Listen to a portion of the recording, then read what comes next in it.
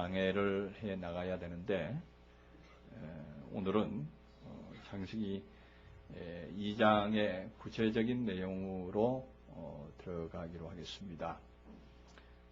왜냐하면은 우리가 창세기 강해를 1장 끝부분까지, 다시 말해서 1단계 하나님의 창조하신 그 창조의 마지막까지 7째 날까지의 역사는 인터넷에 강해분이 올라가 있습니다. 그래서 그거를 보신 분들이 그 후속에 연결되는 내용을 많이 요청을 합니다. 그래서 메일로도 오고 전화로도 신청이 들어와서 저희들이 거기에 또한 부응하는 뜻에서 이어서 나머지 부분을 강해를 해드려야 될 것 같습니다.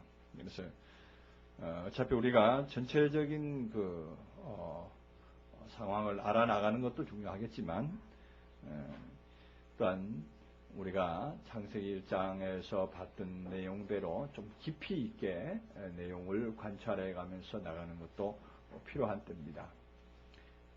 왜냐하면 오늘날 이 시대에 저희들이 그 온라인을 통해서 말씀이 선포되고 나니까 많은 사람들이 거기에 대해서 관심을 가진 사람들이 많아졌습니다. 이제 이 시대에 정말로 하나님의 말씀이 무엇인가를 확실히 알 때가 된 것 같습니다. 이제 그 주변에 어느 정도의 그 상황이 무르익어가는 것 같습니다. 우리 교회 그 인터넷 홈페이지가 약 한 1년여 동안 계속 있으면서 하나님께서 창조하신 창조의 원리는 무엇이다, 창조의 뜻은 무엇이다, 이런 것을 사실은 무언으로서 늘 이렇게 표현하고 있었던가 봅니다. 그래서 거기에 대해서 의문을 가지고 있던 사람들이 상당히 많았습니다. 여러분이 잘 알다시피 하나님께서 천지를 창조하신 것은 이 지구로 창조하신 하나님의 뜻을 나타내고자 하심이 아니라 하나님께서는 사람을 창조했는데 사람을 어떠한 모양으로 바뀌어지고 변화되기를 바라시는 하나님의 뜻이 그 속에 숨어 있다는 것을 우리가 계속적으로 말하고 있었습니다. 근데 반면에 세상에는 요즘 뭐 창조 과학회니 뭐 이래가지고 하나님께서 우주를, 지구를 창조하셨는데 그것이 과학적인 데이터와 과학적인 증거는 이러한 것이다 하고 과학적인 증거를 들고 나오는 또 다른 또 무리가 있습니다. 그 여세가 꽤 강하게 밀쳐오고 있는데 그러한 부류들과의 대립이 되고 있는 상황입니다. 이 대립이 되고 있는 이 상황에서 어차피 이 시대에서는 하나님의 말씀이 이제 근본이 이제 드러나야 되겠고 하나님의 말씀이 뭔가 이제 실체가 이제 드러나게 될 때이기 때문에 이처럼 이제 대립을 해가지고 어느 것이 옳은가 하는 것을 대입해 보도록끔 이렇게 하나님께서 일을 진행하신 것 같습니다. 저도 너무 미약한 힘이고 너무 참 작은 교회의 한 목사로 있습니다만은 근데 이렇게 거대한 일에 도전을 받게 되고 거대한 일에 같이 휩쓸리게 되니까 저도 사실 가슴이 벅차고 어깨가 상당히 무거운 듯합니다. 그렇지만 하나님께서 살아계시고 하나님께서 근본적으로 무엇인가를 우리에게 알려주시고자 하는 그 근본 진리를 말하는 데 대해서는 어차피 이 시대에는 이제 공개돼야 될 시대고 정보가 이제는 만천하에 드러나야 되는 이런 시대이기 때문에 저는 언제까지나 저 참 목숨 바쳐서라도 하나님께서 원하시는 그 뜻을 온 세상에 펼치는 것이 그야말로 본연의 하나님의 뜻이요 또한 본연의 하나님의 뜻을 받아들인 사역자의 할 일이 아닌가 저는 이렇게 생각을 합니다. 그래서 개중에는 어떠한 반대적인 아니면은 우주 창조 실제 과학적인 창조에 대해서 주장을 하는 분들과는 상당히 거리가 먼 말씀을 증거하고 있습니다만은 이 말씀을 듣는 분들이 상당히 많이 호감을 가지시고 많은 격려를 보내고 있는 것을 볼 수가 있습니다.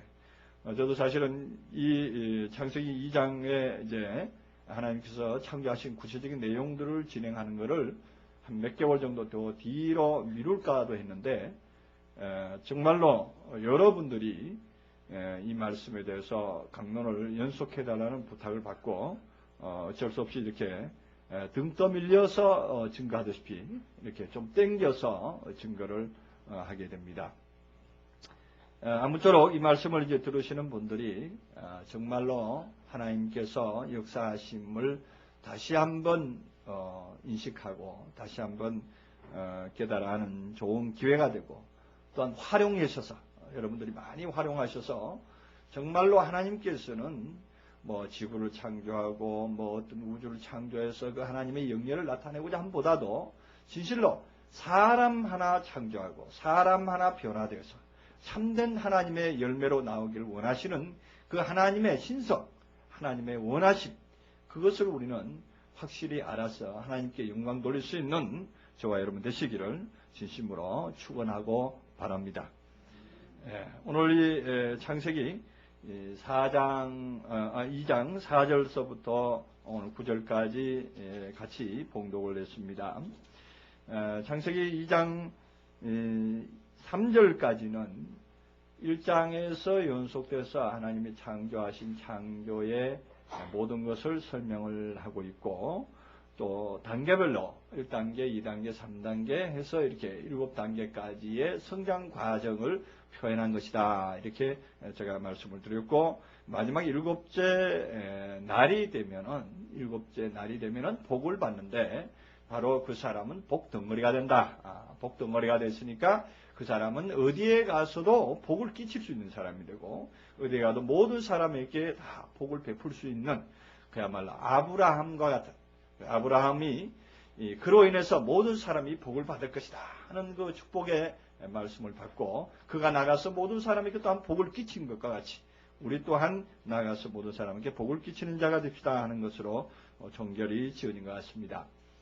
그리고 이제 2장의 4절부터 들어가면은 하나님께서 여호와 하나님이 천지를 창조하실 때에 천지를 창조하신 대략이 이러하니라 하고 하나님이 창조하신 대략을 다시 한번 설명을 하고 있습니다. 저는 이 말씀을 대하면서 하나님께서 왜 천지를 창조하신 것을 1장에서 표현을 하시고 2장에 들어와서 또다시 창조하신 대략을 표현하고 얘기를 해줘야 될까 하는 것을 생각을 해봤는데 그것은 바로 1장의 것은 언제까지나 설계도에 불과한 것이다 이런 얘기입니다. 1장은 설계도요. 2장은 그 설계를 실질적으로 시행함에 있어서 적용의 하나의 시행 규칙이라든가 아니면은 적용의 실제적인 시방 우리가 건축 공사를 하다 보면은 건축 설계도가 있고 건축 그 설계도에 맞는 시방서가 있습니다. 시방서라고 하는 얘기는 설계도에 다 표현할 수 없는 그 내용들이 있습니다. 예를 들어서 집을 하나 짓는데 평면도를 그려놓고 평면도에 화장실은 어느 쪽에 하고 주방은 어느 쪽에 하고 또한 안방은 어느 쪽에 하는데 그 안방의 온도는 뭘로 해라. 예를 들어서 온도를 그 설계도에다 다 표현할 수가 없습니다. 설계도에 보면은 안방의 온도는 뭐 요즘 흔히 말하는 뭐 동파이프를 한다든지 아니면 엑셀 파이프를 한다든지 그런 그 내용들이 있습니다. 그 내용들을 뭘로 하느냐? 그 시방서라고 하는 시방서에다가 그 표현을 다 해주게 됩니다. 예를 들어서 뭐 주방에 여러분 우리 주부님들 잘 아시는 그 주방의 용품들 있지 않습니까? 주방의 싱크대는 어떻게 하고 싱크대 뭐 수도 꼭지는 뭐 어떻게 된 꼭지로 쓰라. 요즘 뭐 좋은 꼭지들 많이 나오더만 이렇게 스프링식으로 해가지고 자바라식으로 쭉 뽑아가지고도 쓸 수 있는 그런 꼭지도 나오고 그런 걸 하라는 이런 표현도 구체적으로 표현을 하려면 글씨로 다 써서 알려줘야 됩니다. 그러니까 평면도에다가 기록한 것만 가지고는 부족하다 이 얘기죠. 그래서 하나님께서는 창세기 2장에다가 하나님의 표현을 다시 써냈다 이렇게 볼 수가 있습니다. 그래서 하나님의 그 표현은 이제 어떻게 나왔는가를 오늘 2장 4절부터 구체적으로 볼 필요가 있을 것 같습니다. 그래서 하나님이 천지를 창조하신데 천지를 창조하신 대략이 이러하더라 하는 이 대략이라는 단어가 톨도트라 그래가지고 실제로 뭐 어떤 역사적인 그 어떤 것을 기록했다 하는 인것보다도 대략이라는 단어는 계보가 이러하니라 하고 나옵니다. 이 대략이라는 단어가 많은 학자들이 이 단어 때문에 이 참 어떻게 보면은 이 지구를 창조하고 뭘 창조하신 그 창조의 역사에 대해서는 이 대략이라는 단어, 다시 말해서 이게 계보라는 단어거든요. 계보라는 단어, 족보라는 단어로 쓰여진 건데 족보가 이러하니라 이렇게 나오니까 이 정말로 의아해하지 않을 수가 없습니다. 하나님께서 천지를 만드신 족보가 이러하니라. 그 족보가 나오게 된단 말이죠. 이 단어 하나 때문에 많은 사람들이 은혜를 받고 은혜 쪽으로 푸는 사람이 있는가 하면은 이 단어 때문에 굉장히 고민하는 사람도 있습니다. 왜냐하면은 우주 창조, 지구 창조로 주장하시는 분들은 지구를 창조하는데 족보를 적용시킨다? 그거 참 희한하다. 그렇게 의심을 할 만한 단어이기도 합니다. 사람은 어떻습니까? 사람은 족보가 있는 것이죠. 사람은 족보가 있어서 누가 누구를 낳고 누가 누구를 낳고 우리가 마태복음 1장에 보면 쭉 나옵니다. 그 족보입니다. 그래서 족보로 표현할 수가 있는데 천지를 만드신 것을 어떻게 족보로 표현할 수가 있느냐 하는 얘기죠. 그것은 바로 천지라는 것은 족보에 버금가는 인격을 부여한 것이다 이런 얘기입니다. 족보라는 명칭을 붙일 수 있는 하나의 인격이다 이런 얘기입니다. 그래서 그 하늘과 땅이라는 것은 그것은 실제적인 구름 떠 있는 저 하늘과 또 아니 실제적인 지구 이 흙덩어리의 이 지구를 말하는 것이 아니라 하늘 같은 마음을 가지고 있는 사람과 땅적인 마음을 가지고 있는 어떤 사람의 상태이기 때문에 결과적으로 그 사람들의 족보는 이러하니라 이렇게 말하는 것이 합당한 것입니다.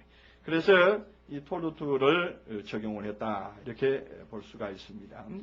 그래서 5절에 보면은 여호와 하나님이 땅에 비를 내리지 아니하셨고 경작할 사람도 없었으므로 들에는 초목이 아직 없었고 밭에는 채소가 나지 아니하였으며 그렇게 말합니다. 비가 내리지 아니하였기 때문에 하늘에서 비가 내리지 아니하였기 때문에 밭에는 채소도 나지 아니하였고 초목도 나지 아니하였고 또한 사람도 없었기 때문에 결과적으로 농사가 되지 않았다 이런 말씀인데 우리가 밭이라는 것을 이해할 때에 어떻게 이해합니까? 우리가 마태복음 13장에 가보면은 13장에서 13장 18절이죠. 13장 18절에 보면은 그 밭이 여러 밭이 나왔죠. 13장에 보면은 돌짝밭, 길가밭, 그 다음에 옥토밭도 나오고 그 밭이 나오는데 그 밭들을 뭘로 비교를 했습니까? 밭들은 바로 세상이요. 그 밭들은 사람의 마음이다. 이렇게 봤습니다. 어디서 나오는가 하면 그 13장 18절 보겠습니다. 그런즉 씨 뿌리는 비유를 들으라. 아무나 천국 말씀을 듣고 깨닫지 못할 때에는 악한 자가 와서 그 마음에 뿌리운 것을 빼앗나니 그렇게 말합니다. 길가에 뿌리운 상태는 마음에 뿌리운 상태다. 이렇게 표현을 하고 있습니다. 그 앞부분에서는 분명히 길가에 뿌리웠고 그 다음에 돌짝밭에 뿌렸고 그 다음에 가시밭에 뿌렸다는 그 말씀들은 결과적으로 마음에 뿌리운 것을 빼앗는다는 말씀으로 볼 때에 그 길가라는 것은 바로 마음의 길가구나. 그래서 우리들의 마음에는 많은 사람들이 오고 갑니다. 많은 사람들의 말이 오고 가죠. 이 사람의 증거도 오고 가고 저 사람의 증거도 오고 가고 대통령의 말도 들어왔다가 가고 그 다음에 또한 어떤 선지자의 말도 들어왔다가 가고 목사님의 말씀도 들어왔다가 갑니다. 길가와 다름이 없습니다. 그런데 진짜 옥토밭은 들어왔다가 가진 않죠. 들어와서 거기에 정착을 합니다. 하나님의 말씀이 내 마음속에 들어와서 그 한가운데 가만히 정착하고 있는 사람은 옥토밭입니다. 그러나 한쪽 귀로 듣고 한쪽 귀로 흘러버리는 사람은 길가밭이나 다름없다 하는 얘기입니다. 그래서 그 사람은 악한 자가 와서 빼앗아 나머지 남은 것까지도 다 빼앗아 간다는 그런 상태를 볼 수가 있습니다. 자, 그렇다면 오늘 이 본문에 나오는 5절에 나오는 이 밭에는 어떤 밭이겠는가 하는 얘기죠. 그 사람의 마음의 밭에는 채소가 나지 아니하였다. 이 채소라고 하는 단어가 실제로 채소에 적용시킬 수도 있지만 우리들의 마음 상태에서 보면은 이 녹색의 식물을 상징합니다. 녹색이다 하는 얘기는 새 싹시다 이런 얘기. 새로운 싹시. 요즘 이제 봄철이 되어서 얼마 가지 않으면 이제 잔디도 나고 이제 풀들도 이제 막 나는 것을 볼 수 있습니다. 그저께는 보니까 여기 뚝방가로 이렇게 지나가는데 보니까 나비가 날아다니더라고요.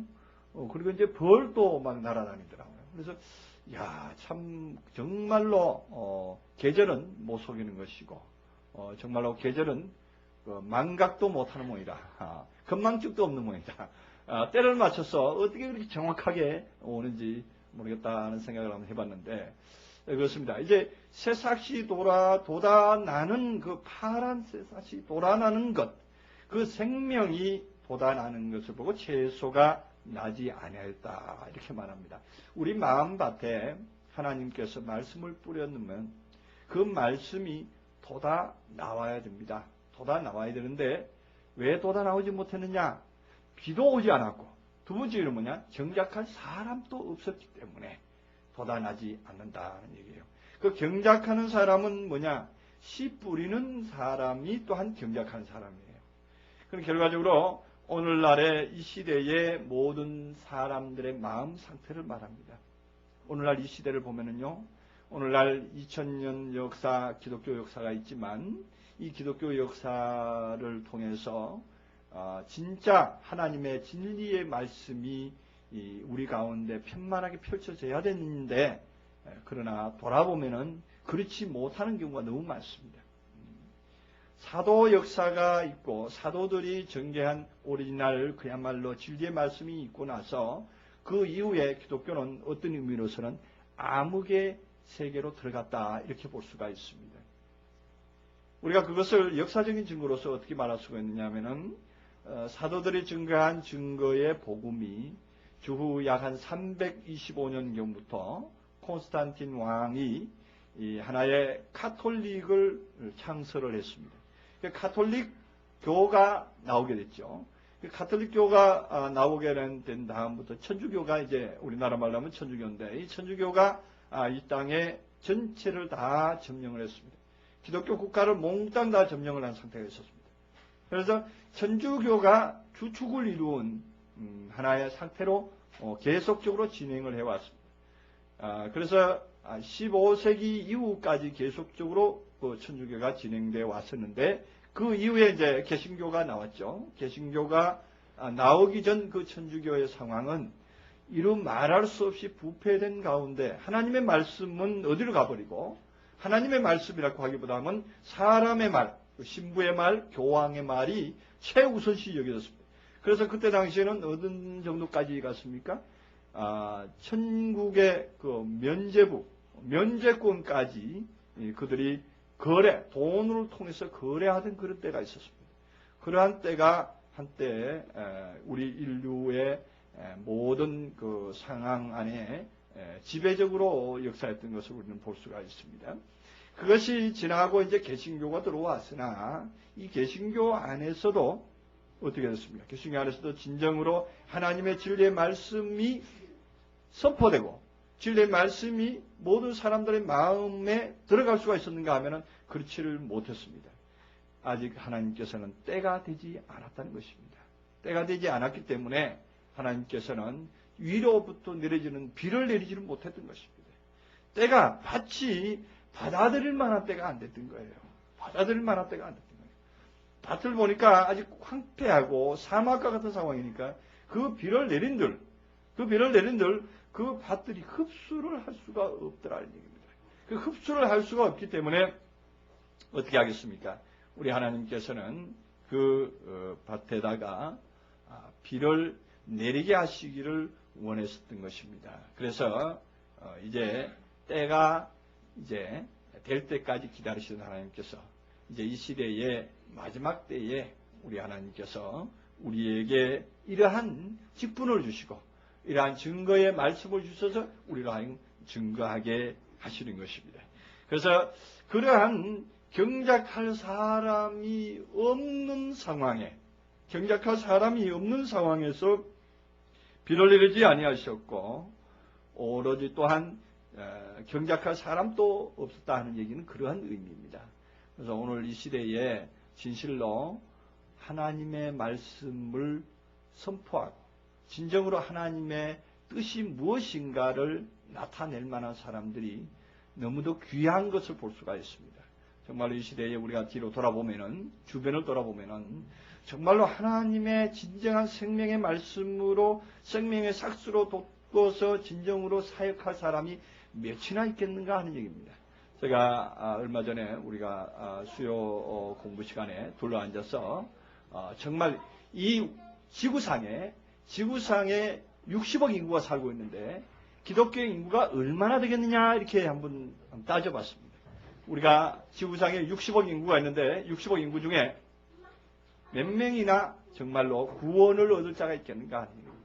한번 따져보면은 기독교 인구 해봐야 한 10억도 안 됩니다. 10억도 안 됩니다. 10억도 안 되는 인구가 기독교를 믿고 있고 기독교 안에서 또한 하나님을 믿는 가운데서 살고 있습니다. 그 사람들이 다 구원을 받는다고 하더라도 실제로 10억이라는 인구 외에는 나머지는 전부 다 어떻게 돼야 됩니까? 불 가운데로 들어갈 수밖에 없습니다. 오늘 오전에도 제가 불심판에 대해서 말씀을 드렸습니다만, 그렇다면 하나님께서 60억 인구 중에 10억은 구원해서 하나님 나라로 데려갈 것이고 나머지 50억은 어떻게 하실 겁니까? 성경대로 한다면 뜨거운 불 가운데 집어넣어서 계속적으로 불 가운데서 고난을 받게 하겠다 이런 얘기 아닙니까? 성경에 그렇게 나와 있습니다. 불 가운데 던져 넣어서 평생토록 뜨거운 불에 또한 고난을 당하게 한다 하는 말씀도 있습니다. 그렇다면 하나님께서는 그 60억 인구 중에 50억이나 되는 많은 사람을 불 가운데 놓고 그 불 가운데서 고난을 당하게 할 때에 그 하나님의 마음은 좋겠는가 하는 것을 한번 생각을 해봤습니다. 정말 하나님께서는 그 60억 인구 중에 50억이라는 사람을 다 지옥불에 집어넣고서 그들이 이글이글 타는 불 가운데서 고난당하고 힘들어하는 그 모습을 보면서 하나님은 아이고 그럼 너 봐라, 너 살았을 때 이렇게 하더니 너 한번 고생 좀 당해봐라 이러면서 쾌재를 부르고 계실 하나님이겠느냐 하는 얘기입니다. 거기에 대해서 우리가 대안이 없는 겁니다. 거기에 대해서 우리 기독교에서는 어떤 특별한 대안을 세우지도 못하고 있습니다.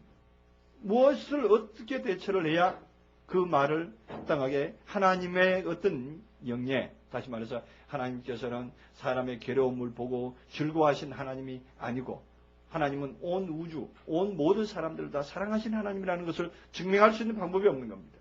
나머지 대책이 있어야만이 그것은 하나님의 위엄과 하나님의 사랑을 증명할 수가 있는데 사실은 그 50억 인구로 다 몽땅 불에 넣는다는 그런 생각을 하니까 정말 아찔한 생각이 들지 않을 수가 없습니다.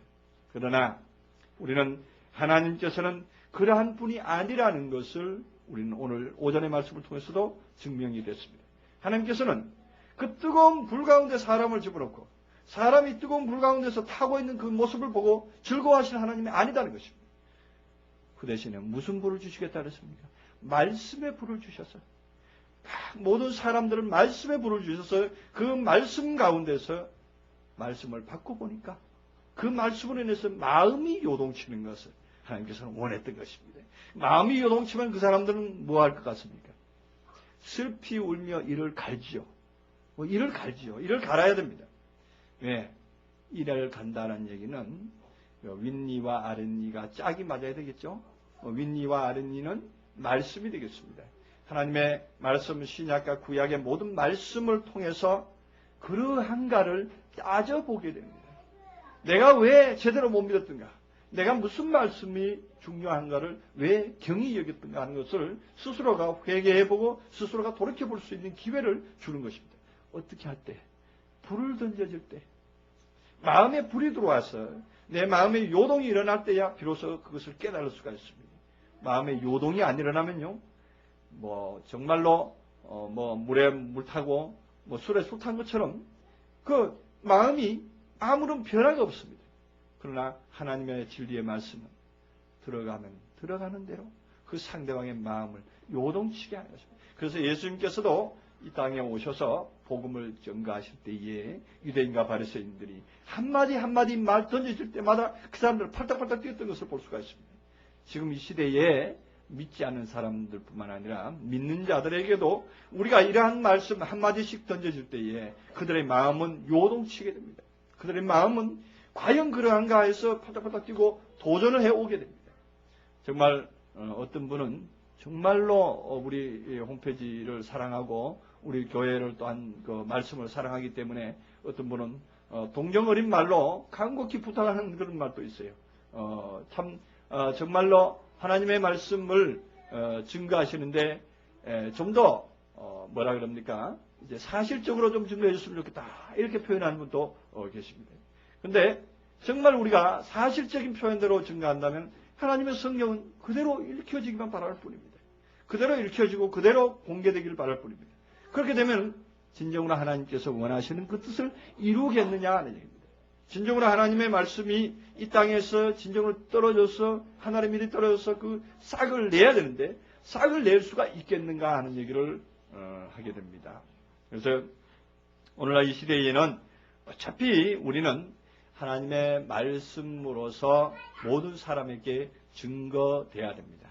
하나님의 말씀만이 온 모든 사람들을 변화시킬 수 있고 말씀만이 하나님께 나아갈 수가 있는 길이 열려질 수 있기 때문입니다. 그래서 이 시대는 어차피 이제 뭐라 그래야 됩니까?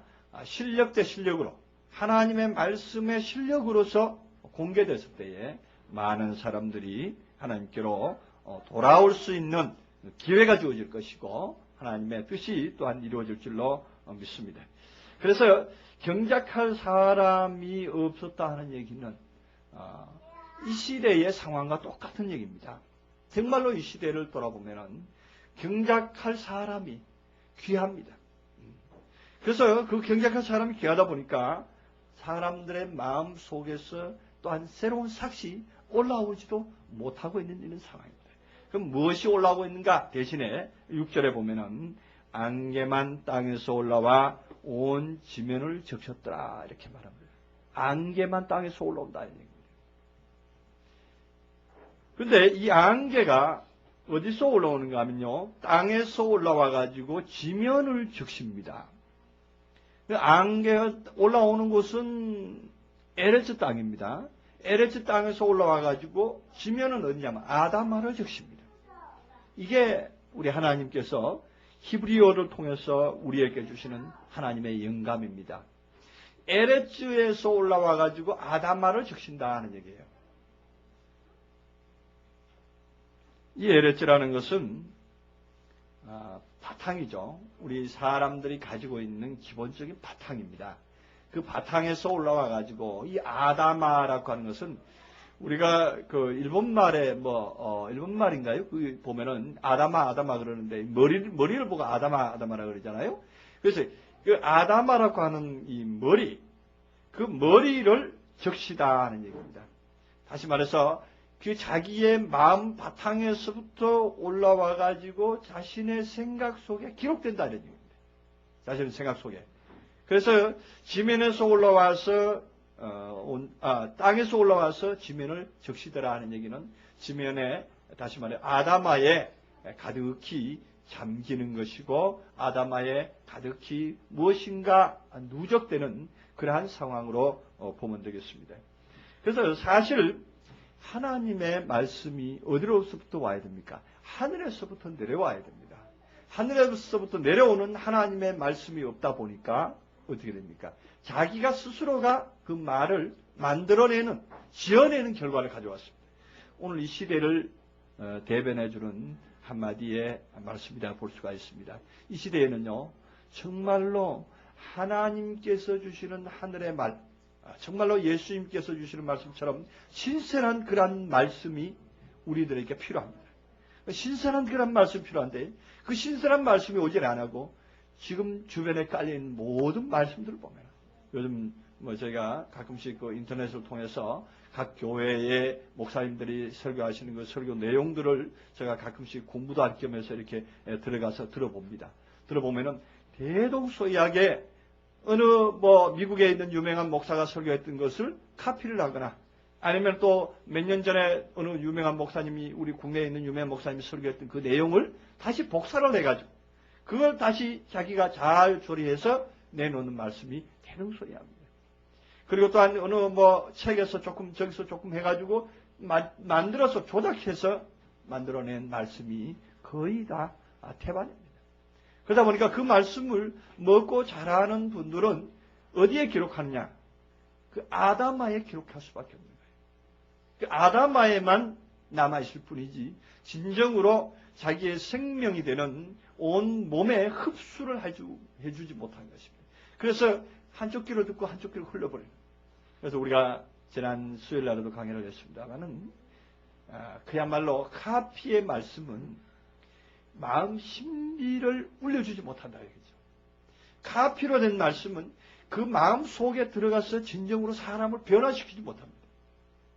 그렇지 않습니까? 우리가 제가 아까 우리가 흔히들 유명한 사람들의 설교라든가 유명한 사람들의 설교집 책을 우리가 보고 들어보고 또한 우리가 볼 때에 그 말씀들이 굉장히 오묘하고 듣기에는 굉장히 아름다운 말씀들입니다. 그런데 아름다운 말씀들인데 그냥 실천할 능이 없는 거예요. 실천할 능이 왜 없는가?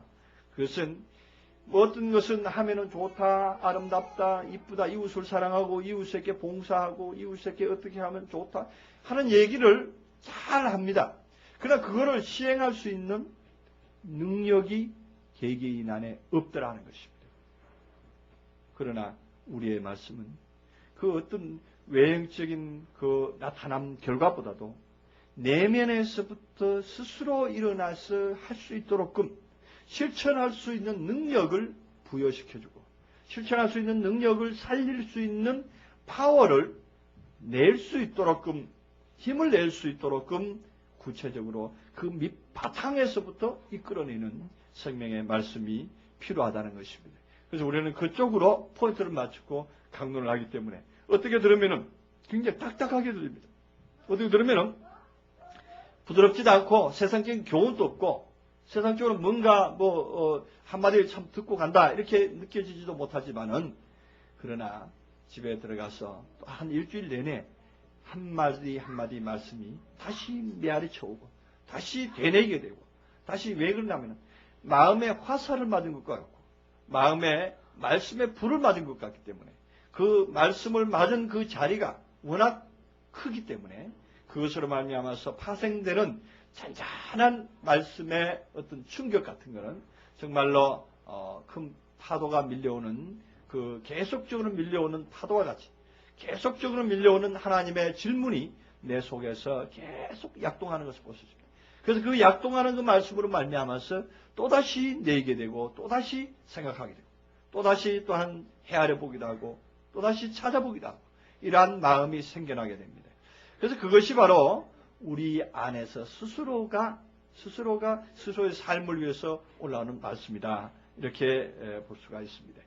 그래서 정말로 하나님께서 우리에게는 이러한 말씀을 주셔서 우리로 하여금 변화되게 해야 되는데 그렇지 못하고 지면을 적시고 우리의 아담 하나 편하게 하고 우리의 또한 생각으로 일시적인 충격으로 일시적인 기쁨을 주는 그러한 말씀들을 좋아하다 보면은 결과적으로 우리는 하나님께서 원하는 그 모양으로 갖추고 모양으로 나가기보다는 오히려 사람의 요구하는 모양, 사람이 원하는 모양으로 깎아 만든 그 신상의 모습으로 나오게 됩니다. 그래서 우리 구약 성경에 보면은 우상은 다 깎아 만들었는데 그 깎아 만든 우상이라는 것이 바로 그러한 거죠. 우리들의 마음에 보기 좋고 아름다운 그 모습으로 나름대로 구상을 해놓는 것입니다. 그 나름대로 구상해놓고 나름대로 그 구상을 향해서 우리가 나아가다 보면은 결과적으로 오늘 이 땅에서 올라와서 지면을 적시는 것처럼 자신의 마음 속에 그러한 것이 지배적으로 역사하고 있습니다. 다시 말해서 세상이 요구하는 모습으로 내 스스로가 모양을 갖춰주고 있는 거예요.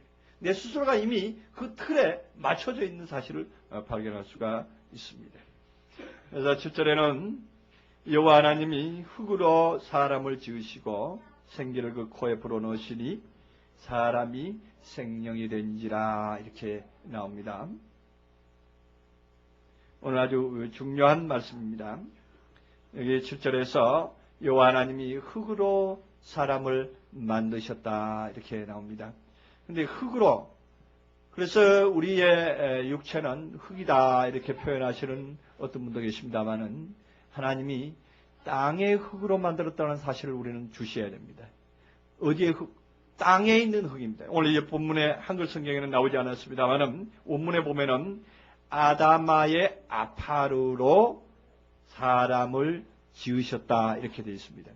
아다마라고 하는 것은 아까 제가 말씀드린 대로 이 에레츠에서 나온 물이, 에레츠에서 나온 어떤 것들이 이 아다마, 우리 머릿속에 기록되어 있었는데 이 머릿속에 기록되어 있는 여기에서 다시 출현한 것이 아파르입니다.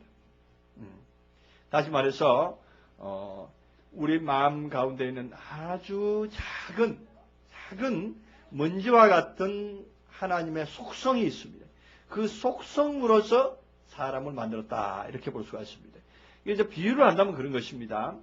이 에레츠라는 것이 있고 아다마라는 것이 있고 아파라라는 것이 있습니다. 이 세 가지 종류의 땅이 있는데 그 같은 땅이지만 우리가 저기 얼마 전에 우리가 용문산에 올라갔다 왔습니다만 용문산 꼭대기 그 높은 봉우리입니다. 그 한 1000m 넘는 그 봉우리입니다. 그 꼭대기에 큰 바위가 하나 있다 그럽시다. 그 바위도 우리가 흔히들 말할 때에 그거를 땅이다 이런 얘기합니다. 땅의 일부분이다. 땅이 솟은 부분이지만 땅의 일부분이다 이렇게 말합니다. 그 바위가 이제 굴러서 이제 세월이 가고 비가 오고 창수가 나니까 이제 굴러서 흘러 내려옵니다. 산 꼭대기에서 흘러 내려와서 이제 개울가로 이제 흘러 내려왔다고 생각을 합시다. 그럼 그것이 무엇이냐? 그 개울가로 이제 흘러 내려와 땅 밑에 가 있는 것이 무엇이냐? 그것은 이제 내려오는 동안에 좀 부서졌겠죠. 어느 정도 적당하게 이제 부서져 있습니다. 그 모습은 무엇이냐? 그게 아다마다 이런 얘기입니다. 아다마다 이런 얘기입니다. 그래서 그것이 더 굴러서 더 잘게 부서지면은 그야말로 이제 물에 떠내려갈 수 있는 흙물이 되겠죠. 물에 떠내려갈 수 있는 흙물이 되어서 그것이 한강까지 흘러내려왔다 이렇게 생각합시다.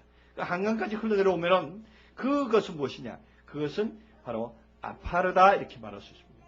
그래서 그 아파르는 정말로 이제는 물하고 같이 떠내려오긴 했지만 어디 강가의 삼각추 같은 데 이런 데 보면은 아주 보드라운 흙이 모여 있잖아요. 그죠? 그것이 어디 물이 쭉 빠지고 나면은 그 물이 빠지고 나서 그 아주 보드라운 흙이 있는데 그것이 이제 건조되고 날이 이제 가뭄이 되고 이렇게 되면 그게 이제 아주 보드라운 흙으로 됐다가 바람이 불면은 날아갈 수가 있습니다. 그죠? 아주 먼지처럼 일으킵니다. 그것이 우리가 매년 봄에 겪는 그 중국에서 날아오는 황사 있죠. 그 황사가 사실은 우리가 은유적으로 표현한다면 아파르와 같은 것이다. 그래서 아파르를 보고 먼지라 그랬습니다. 먼지다 이렇게 표현을 합니다. 그래서 어떤 성구에서는 이 아파르를 먼지다 이렇게 번역을 해놨습니다. 그래서 사실은 사람을 만드는 재료는요 먼지예요. 먼지. 진짜 사람을 만드는 재료는 먼지 투성이에요. 먼지로서 사람을 만들었던 거예요. 우리가 믿어지겠느냐 얘기죠. 과학적으로 얘기한다면 그런 먼지와 같은 과학적으로 얘기한다면은 그 아주 그 강가에 떠내려와 있는 보드라운 흙과 같은 그러한 것들로 사람을 만들었습니다. 그래서 사람은 정말로 요즘 머드팩인가 그걸 하죠. 그걸 하면 그 피부가 굉장히 가까운 조직이다. 가까운 어떤 토질이다 이렇게 해서 머드팩을 많이 여성분들이 아름답게 되려고 머드팩을 많이 하던데 그 머드팩이 사실은 그 말려보면은요, 아주 보드라운 거예요. 이 중국에서 날아오는 황사와 같은 그러한 그 보드라운 것입니다. 그것을 보고 이제 먼지라 이렇게 말할 수도 있습니다. 근데 그 상태가 뭐냐? 아파르다 이거죠. 그 상태가. 그러니까 그것이 사람을 만들 수 있는 재료다 이런 얘기죠. 그러면 이거를 우리가 영적인 의미로 다시 한번 생각을 해본다면 우리들의 머릿속에 이 아다마라고 하는 머릿속에 남아있던 아주 부드러운 것, 결과적으로 굵은 것, 무거운 것들은 다 밑으로 가라앉겠죠. 무거운 것들 가라앉고 위로 뜨는 것입니다. 위로 뜬다고 하는 얘기는 하늘을 향한 마음이다 이런 얘기입니다. 하늘을 향한 마음이요. 또한 하늘을 향한 마음은 또한 성령의 바람이 불게 되면은 우리는 그 바람에 맞춰서 하늘을 날아갈 수가 있습니다. 하나님의 성령의 역사만 있으면 항시 하늘을 날아갈 수 있는 그러한 마음이 있을 때에 그것은 하나님의 사람으로 지음받을 수가 있다는 것입니다. 우리가 하나님이 지으신 그 사람 마음 안에는 다 하나님의 신성이 다 들어있다는 것을 우리는 항상 알고 있어야 됩니다.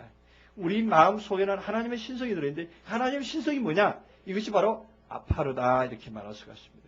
이것은 바람만 불면은 항시 날아갈 준비를 하고 있는 겁니다. 그러나 수분을 머금고 있고 땅의 것을 잡고 있을 때는 그때는 날아갈래야 날아갈 수가 없습니다.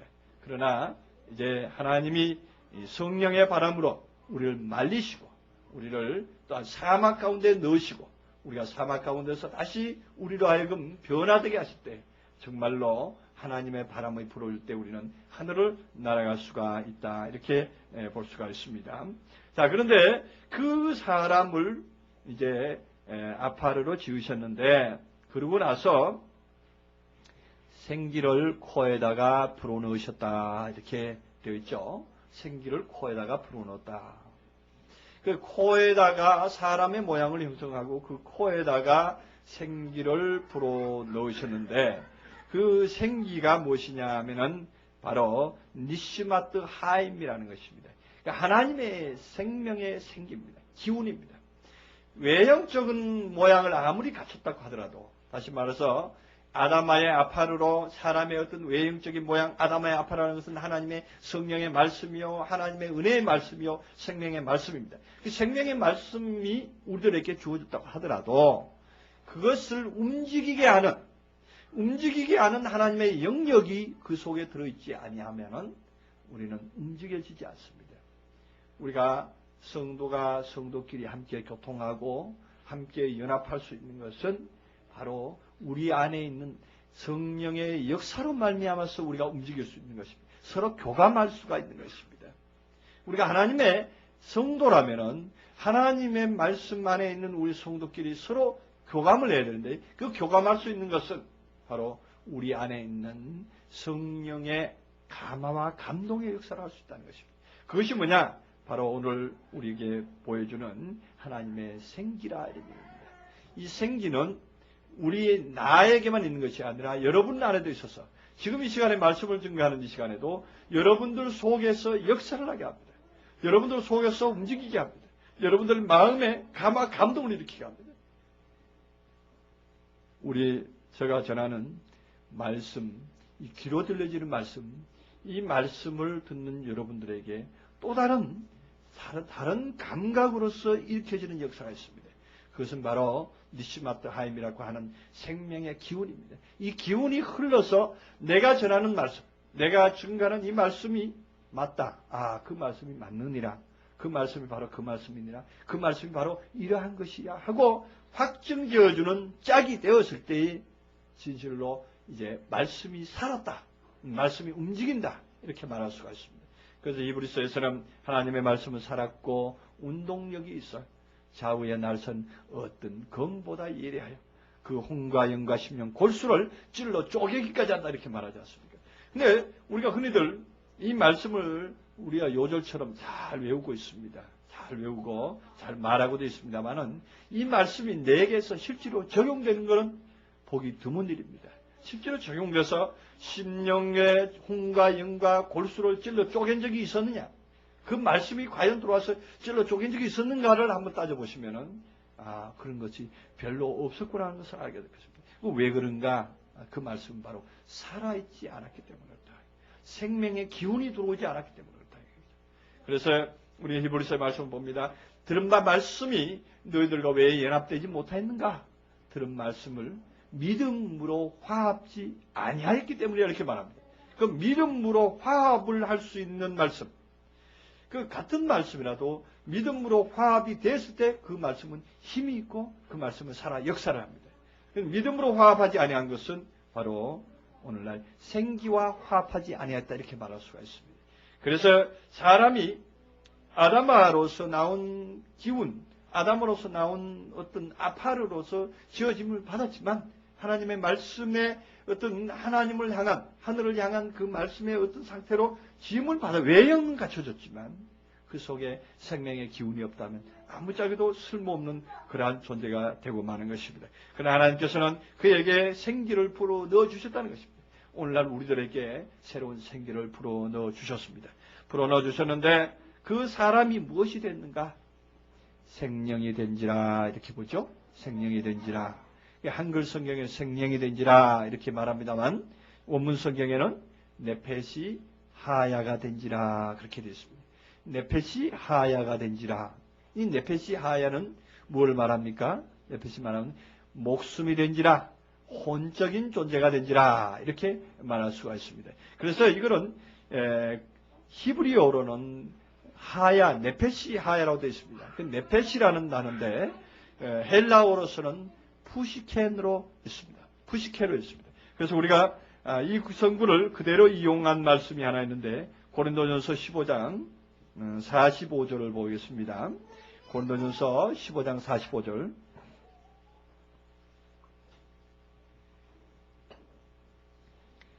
고린도전서 15장 45절 284쪽입니다. 신약성경. 신약성경 284쪽입니다. 네. 다 찾으셨으면 한 목소리로 같이 읽겠습니다. 기록된 바 첫사람 아담은 산 영이 되었다 함과 같이 마지막 아담은 살려주는 영이 되었나니. 네. 오늘 45절에서 한글 성경에서는 기록된 바 첫사람 아담은 산 영이 되었다 함과 같이 하고 나오는 산 영이라는 단어는 푸시켄 조산합니다. 푸시켄 조산 하면은 헬라어로 푸시켄 조산은 직역하면은 산 목숨이 되었다 함과 같이 산 혼이 되었다 함과 같이. 그래서 한글 킹제임스 버전 같은 경우에는 산 혼이 되었다 함과 같이 하고 분명히 번역을 달리하고 있습니다. 한글 개혁 성경과 분명히 번역을 달리하고 있고 영어에서도 분명히 목숨이라는 단어로 표현되고 있습니다.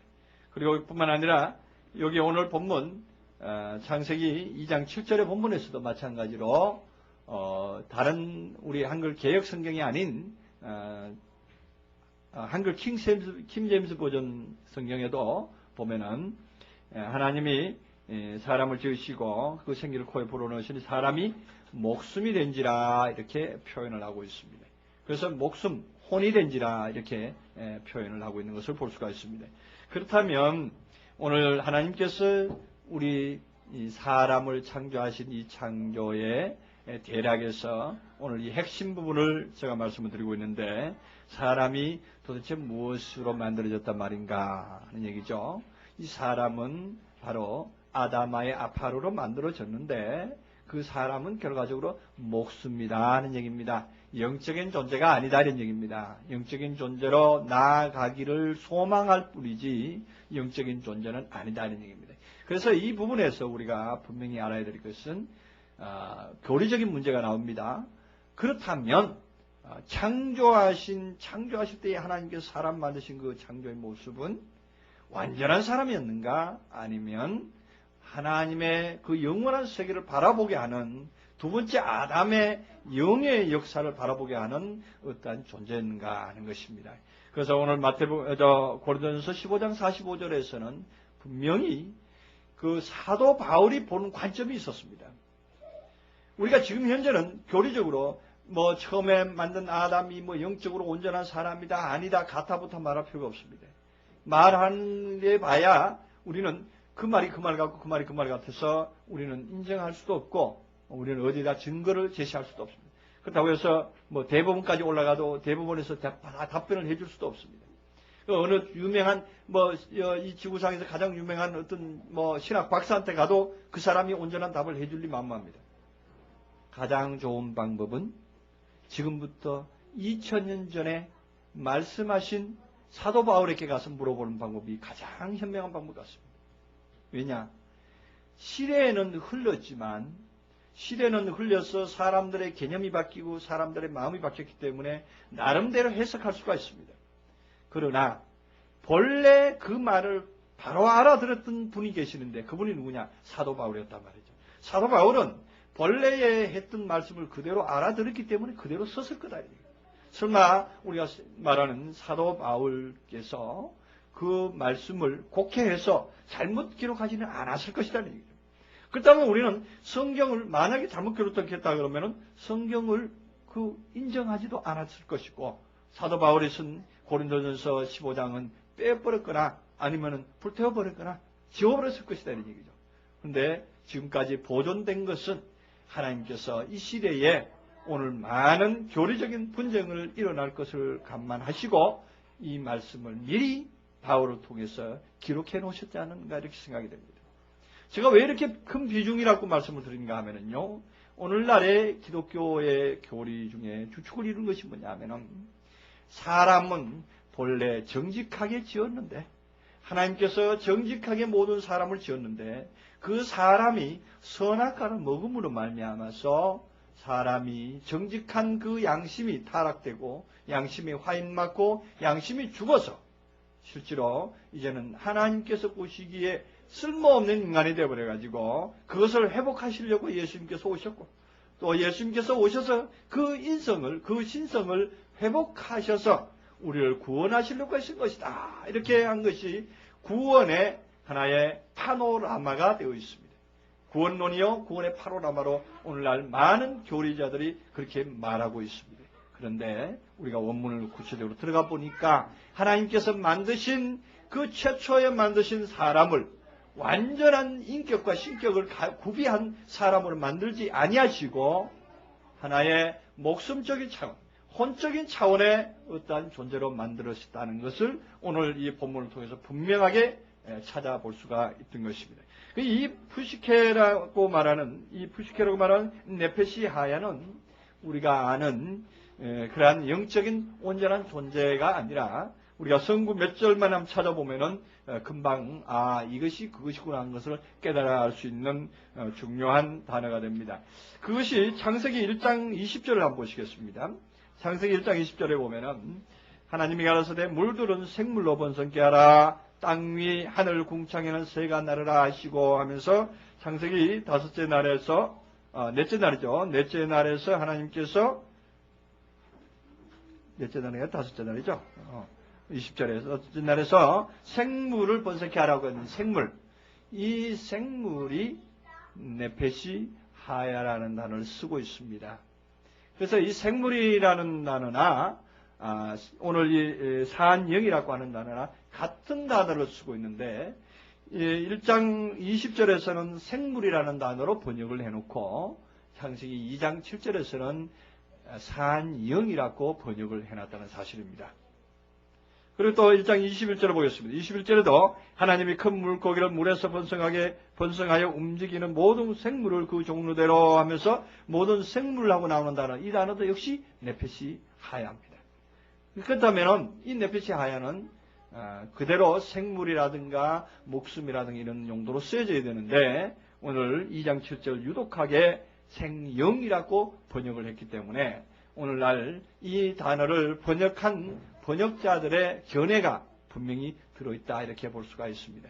번역자들은 하나님께서는 인간을 깨끗하게 온전한 마음을 가지게끔 이렇게 창조를 했다는 쪽으로 타락했다는 그런 관점으로 이미 인지가 되어 있던 상황에서 번역을 했기 때문에 짜맞추기식 번역이다 이렇게 볼 수가 있습니다. 짜맞추기식 번역. 오늘날 또 그 아르바이를 일부러 짜맞추는 사람들 많죠. 이제 뭐 어디 청문회 가면은 그 아르바이를 자기가 스스로 만들어 놓고서 그 아르바이를 스스로 이렇게 짜맞추는 그런 사람들이 있는데 그런 것과 똑같은 겁니다. 미리 어떤 교리적인 감각을 통해서 뭔가를 만들어 놓고 거기에 맞춰서 성구가 어떻게 됐든지 원래 원문이 어떻게 됐든지 상관없이 거기에다가 맞추다 보니까 이러한 현상이 나지 않았는가 이렇게 볼 수가 있습니다. 또한 창세기 1장 24절에도 그런 비슷한 말씀을 쓰고 있습니다.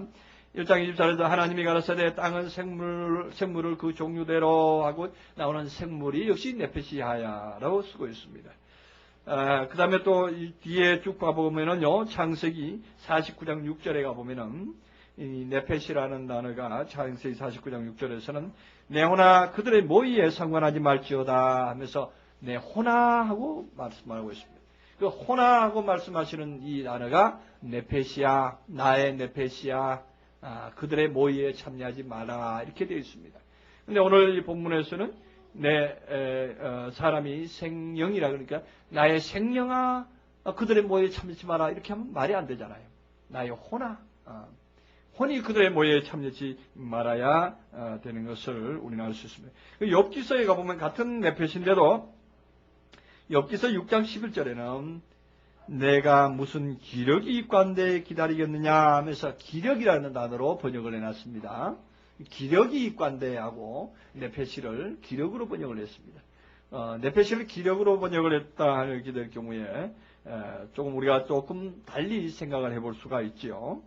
그 다음에 욥기서에 들어왔으니까 욥기서 10장 1절에 보면은 내 영혼이 살기에 곤비하니 내 원통함 발설하고 내 마음에 괴로운 대로 말하리라 하고 내 영혼이 살기에 곤비하다 하고 욥이 말하고 있습니다. 그래서 욥이 고백하리라 하는 것이 욥이 영적인 존재였는가 하는 얘기를 하게 되는데 여기는 네펫을 쓰고 있기 때문에 의미가 바로 살아납니다. 나의 혼이 나의 목숨이 살기에 곤비하다. 지금 욥이 받는 고난은 육체적으로 받는 고난이었지 영적으로 받는 고난이 아니었습니다. 육체적으로 받는 고난으로 말미암아서 욥은 이렇게 말하는 것입니다. 내 혼이 살기에 곤비하니 하고 말합니다. 혼이 자신의 혼이 살기에 곤비하다. 내 네펫이가 살기에 곤비하다 이렇게 말하는 것입니다. 그래서 또한 그 아가서 같은 데 가보면은 아가서 1장 7절에서는 마음에 사랑하는 자야 내 양떼를 먹이는 곳과 이렇게 말하는데 내 마음이라는 단어가 네펫으로 쓰고 있습니다. 그렇다면 이 마음이니 혼이니 또한 심령이니 아니면 생명이니 생물이니 하는 이 모든 것들이 다 네펫이라는 단어를 쓰고 있기 때문에 우리가 오늘 이 본문에 창세기 2장 7절에서 말하는 생명이 된지라 하고 생명으로 묘사되는 것은 분명한 오역이다 이런 얘기입니다. 그래서 이것은 혼으로 바꿔서 읽어야 되고 혼으로 바꿔서 읽게 됨으로 말미암아서 빚어지는 창세기 나중에 이제 아담의 타락론이라든가 또한 예수 그리스도의 부활론이라든가 구원론이라든가 이 모든 것들은 거기에 맞춰서 다시 재조정돼야 되는 것입니다. 그렇다고 해서 아담이 타락되지 않았다는 얘기가 아닙니다. 그렇다고 해서 예수님께서 구원을 우리 그런 타락된 사람을 구원하러 오지 않았다는 얘기가 아닙니다. 그것은 그때 가서 우리들이 다시 풀어서 그 내용의 의미가 무엇인가를 다시 풀어서 볼 얘기입니다.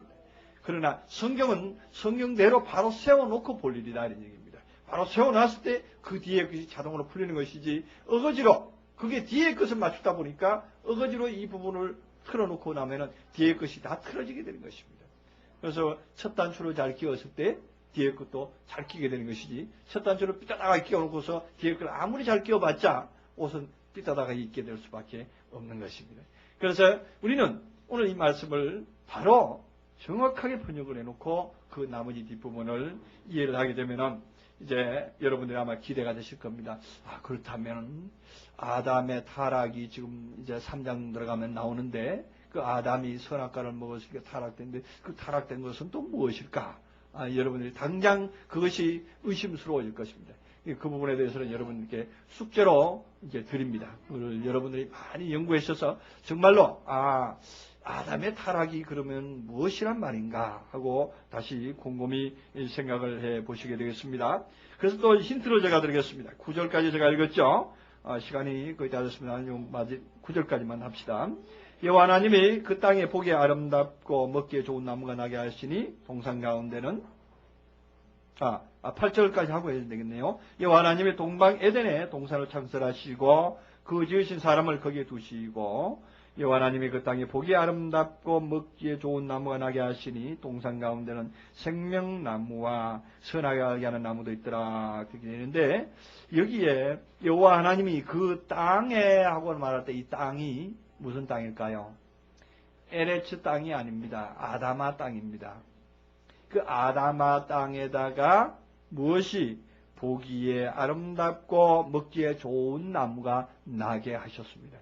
그 아다마라고 하는 우리의 머리, 우리의 마음, 그 마음에 하나님의 신성에 아름다움을 만들어내도록끔 하나님께서 이제 씨앗을 뿌리시고 그의 채소를 나게 하시는 그러한 상태가 일어납니다.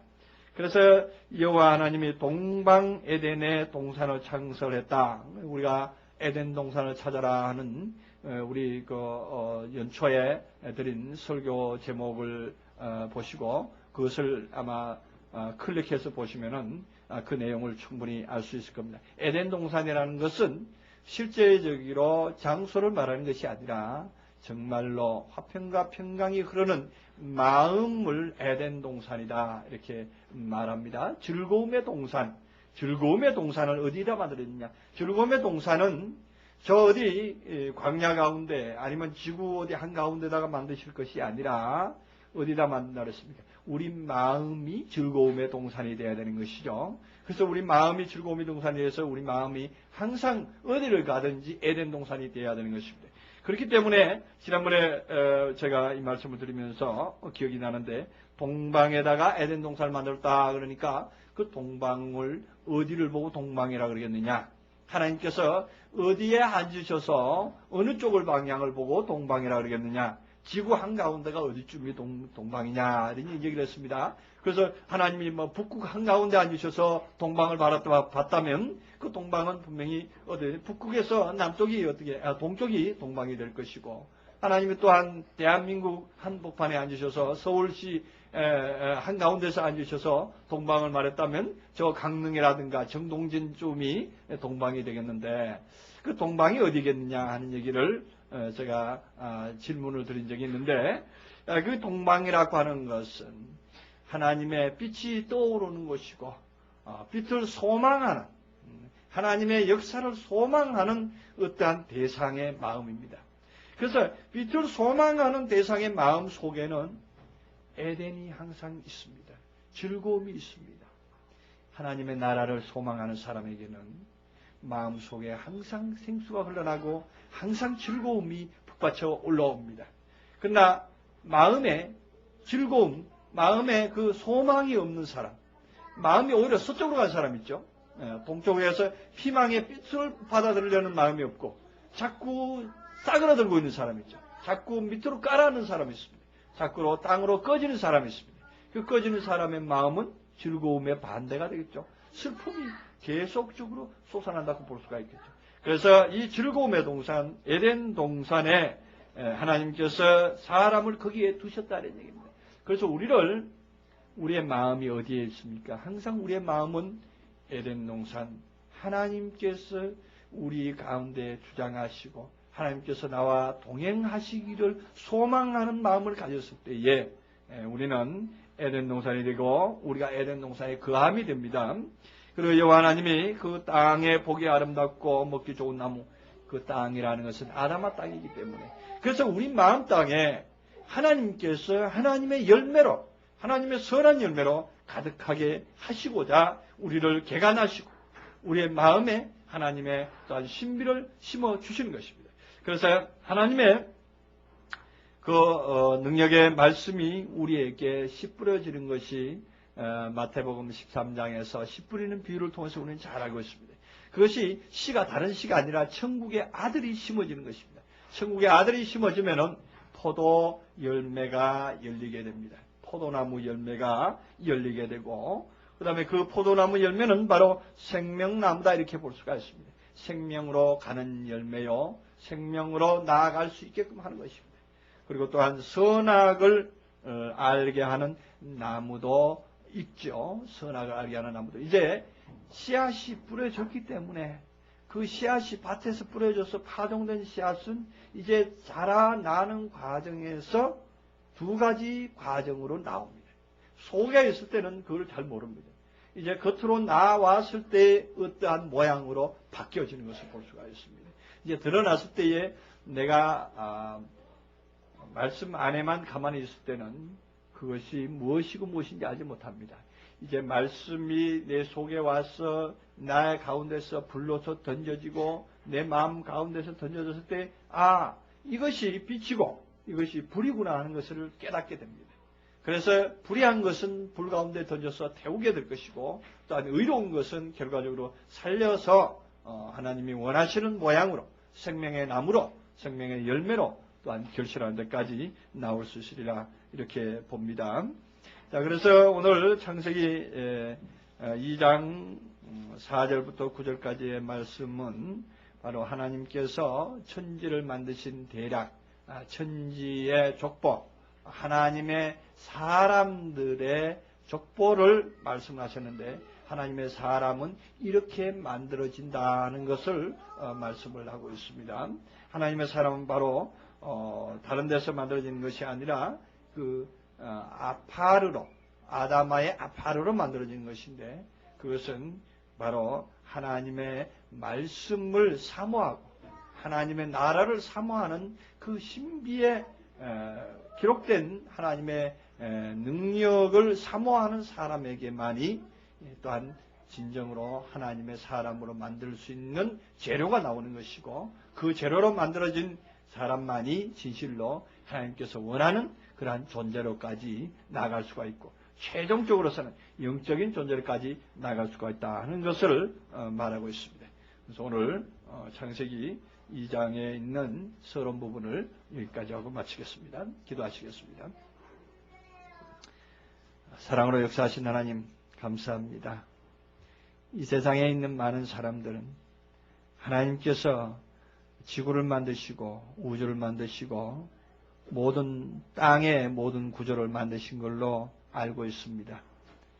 그러나 그것이 진실로 자기에게 어떠한 구실을 하며 어떠한 역할을 하는지를 깨닫지 못함으로 말미암아 어둠 가운데 있고 안개만 올라와서 자기의 지면을 적시고 있는 상황입니다.